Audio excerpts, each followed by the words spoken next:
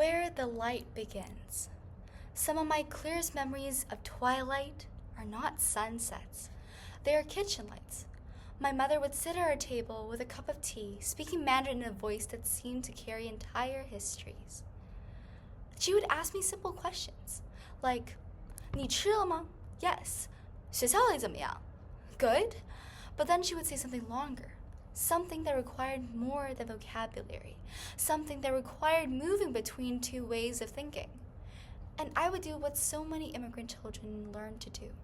I would smile, I would nod, and I hoped that love could speak where language could not.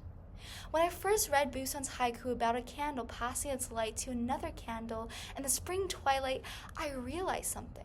The image is beautiful, but it is also philosophical. For centuries, philosophers have asked a simple question: what does it mean to live well? Aristotle believed the answer was not rules, not reputation, not even achievement. It was flourishing. And flourishing, he argued, does not begin in isolation. It begins in oikos, the household. The small circle of relationships sustains us long before even stepping into the wide world of the polis. Before we ever learned to be independent, we learned how to care. Modern philosophers call this idea the ethics of care. They remind us our lives are woven into networks of dependence. Parents caring for children, children supporting parents, families navigating sacrifice together. In this view, the good life is not measured only by what we achieve. It is measured by the relationships we sustain. Seen through this lens, Busan's candle looks different. It is not a symbol of individual brilliance. It is a symbol of connection. One candle lighting another, one life illuminating another. But the light does not arrive the same way for everyone. For some of us, light arrives wrapped in responsibility. No contract is ever signed. Yet somewhere deep inside, a quiet voice says, if my parents crossed an ocean for my future, then I cannot live this life carelessly. Living between two languages, two cultures, and two versions of myself, I was burning the candle at both ends. At school, I had words. At home, my deepest feelings stayed untranslated. So I tried to translate into what I knew how. Through speech competitions, through achievement. Not only because I loved speaking, but because speaking looked like proof. Proof that the sacrifices were worth it. Proof that I deserved light. But fire can burn for the wrong reason. And when it does, it doesn't warm the room, it simply consumes itself. One night, I came home still rehearsing my next speech in my head, still chasing the perfect sentence.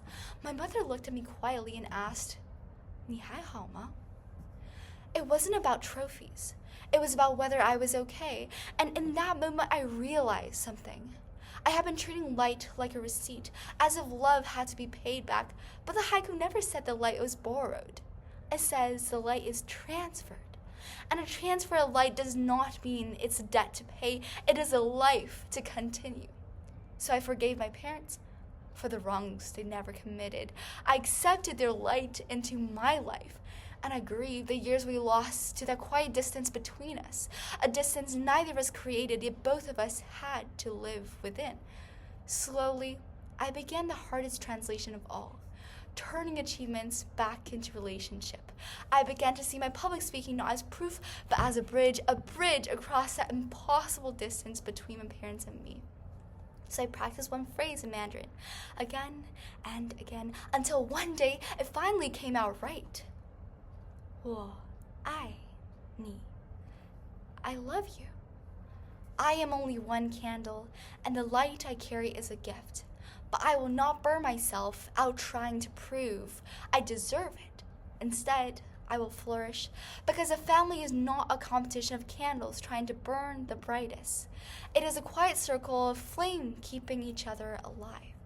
And the most beautiful thing about a candle in the spring twilight is not how brightly it burns, it is what it makes possible. A room where we can finally see one another. Thank you.